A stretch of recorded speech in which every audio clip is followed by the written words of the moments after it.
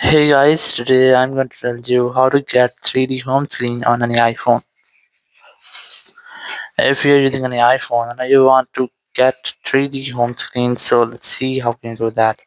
So you can do this very easily. You just have to go to your home screen or your lock screen here, then keep a long press on your lock screen, and here just tap on the add new wallpaper option. Just select this plus option here.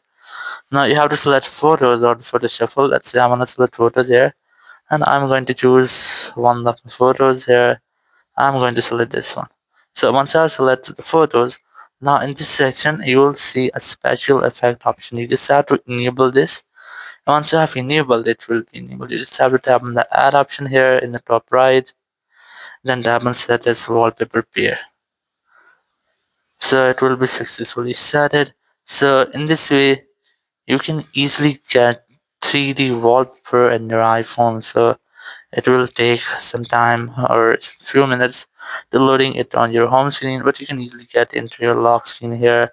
So in this way, you can easily get 3D wallpaper on your iPhone. Thank you very much for watching the video.